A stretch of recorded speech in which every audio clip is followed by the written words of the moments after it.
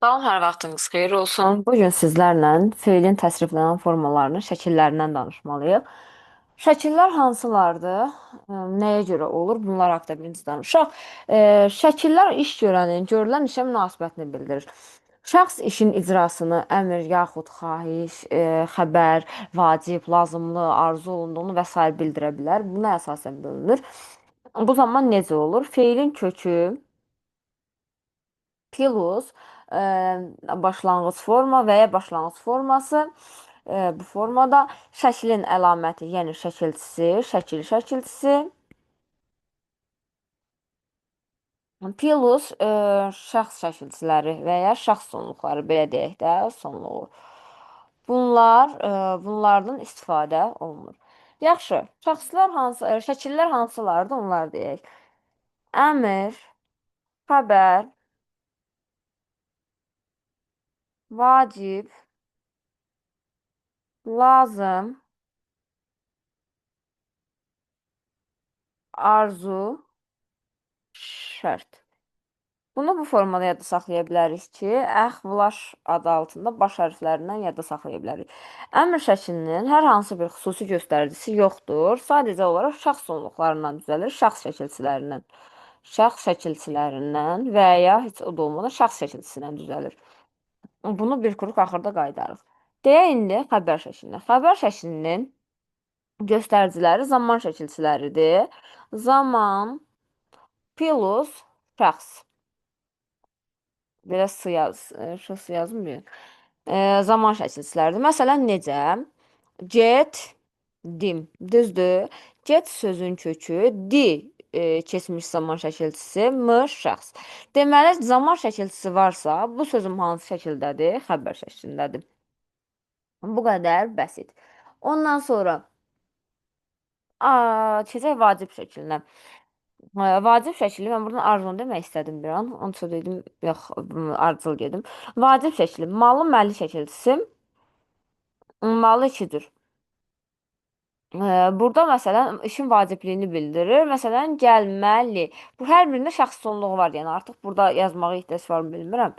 Yenə də yazım. Gəlməlisən. Gəl sözün kökü malı məli vacib şəkli. Sən şəxs sonluğu. Söz olacaq vacib şəklində. Vacib şəklinin inkarı həm ma şəkilçisindən, həm də deyil hissəciyindən düzəlir. Bunu yadda saxlayın. Lazım şəkli ası iki cür plus şəxs sonluğu ilə olur. İşin vacibliyini bildirilir. Gələsi sən. Gəl sözün kökü əsi qrammatikan lazım şəkli, sən də burada gördüyü kimi şəxs sonluğu. Lazım şəklinin inkarı ancaq deyil hissəciyindən düzəlir. Yəni mamə ilə yox, ancaq deyillə düzəlir. Bunu da yadda saxlayaq. Ondan sonra lazım şəklində gələcək zaman anlayışı var. Bunu da deyək. Sonra arzu şəkli. Arzu şəklinin şəkilçisi A2 cür və ya 2 cür formasındadır. Qarşısına arzu ədatları artırılır. Demək olar ki, sözlərdə elə daha rahat tapılır. Kaş, gərək, barı, keşkə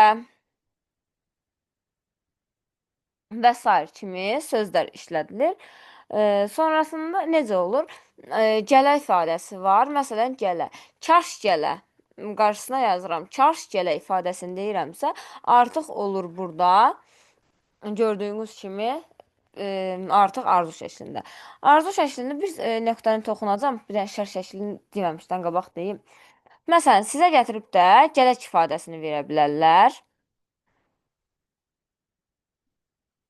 Gələk. Deyə bilər ki, bu sözün neçə cür və feilin hansı şəkillərində düşünə bilirik.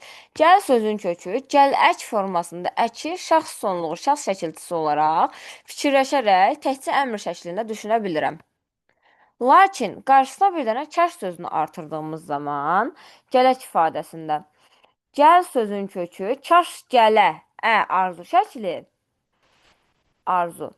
Şəxs şəkilçisi olaraq düşündüyüm zaman bunu arzu şəklində fikirləşə bilərəm. Yəni, bu tipli sözlər var ki, həm arzuda, həm də əmr şəklində düşünülə bilərlər. Keçək indi şərt şəklinə.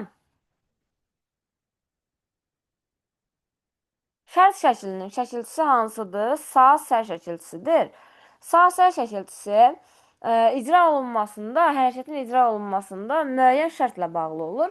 Qrammatik xüsusi göstəricisi dedik, sağ-sərdir. Əgər hərgah bağlayıcıları ilə, yəni şərt bağlayıcılardır. Əgər, bir də hərgah. Şərt bağlayıcılardır ki, onlarla bir yerdə yəni işlənə bilərlər. Müstəqil cümlədə xəbər ola bilmir. Sadəcə tabeli mürəkkəb cümlənin asılı tərəfi vəzifəsində olur. Bunu da deyək. Məsələn, necə? Gəlsə. Gəl sözün kökü sasə şərt şəkli. İsə ilə, idi, imişlə olan hissəsində deyəcəm. Əsas indi vurğulayacağım bir neçə nöqtə var, onları deyək. Deməli, şəkilçilərimizin içində bəzi şəkilçilər var ki, onlar həm fe'li sifət şəkilçisi kimi, həm də şəkillər şəkilçisi kimi başa düşülür. Ona görə də onların fərqlənməsi var.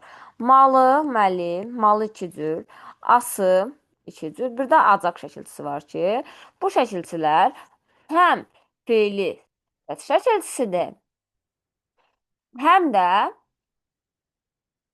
e, həm də şəkillərin şəkilçisidir. Bəs necə fərqləndirməliyik? Əgər malı, məli, ası, bir də acaq şəkilçisi qoşulan söz hansı sualına cavab verirsə, hansı? O zaman söz fe'li sifətdir. Məsələn, oxumalı kitab. Oxumalı kitab.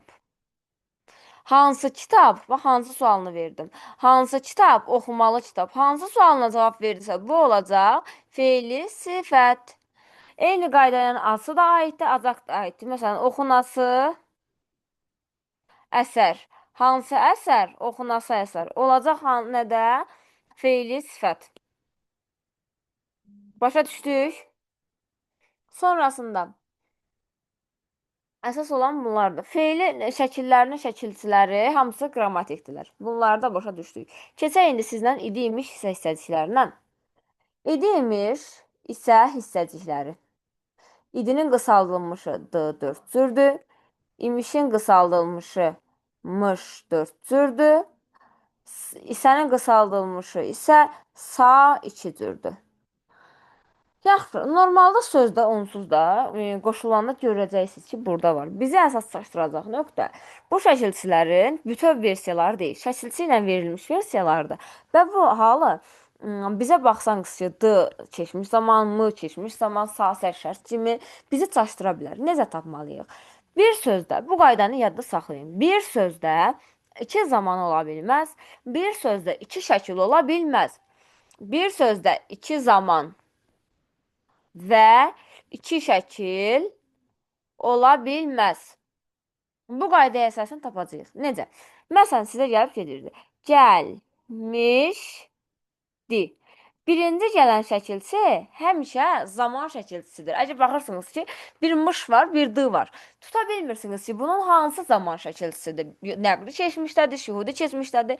Unutmayın ki, birinci gələn zaman şəkilçisidir. İkinci gələn artıq idinin və ya isənin və ya imişin qısaldılmışıdır. Gəl sözün kökü. Gəlmiş zaman şəkilçisi, keçmiş zaman. D idinin qısaldılmışıdır. Sonrasında, məsələn, yazırdım.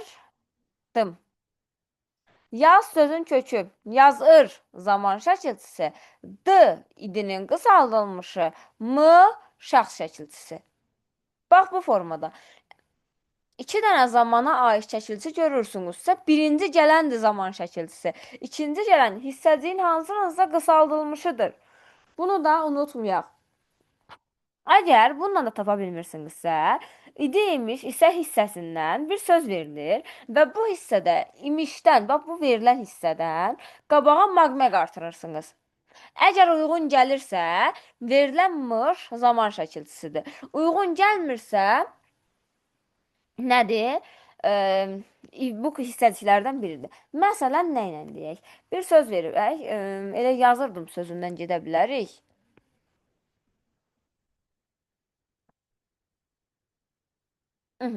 Daha demişik ki, şəkilsizdən qabağa artırırıq. D-dan qabağa artırırıq, bizi çaşdıra bilən yerə.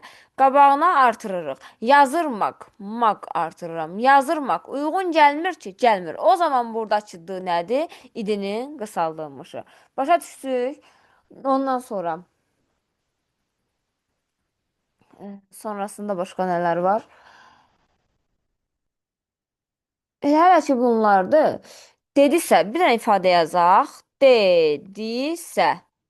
Baxın, sözün kökü de, deməkdən dedi. Zaman şəkilçisi. Sa, sə artıq olacaq isənin qısaldılmışı.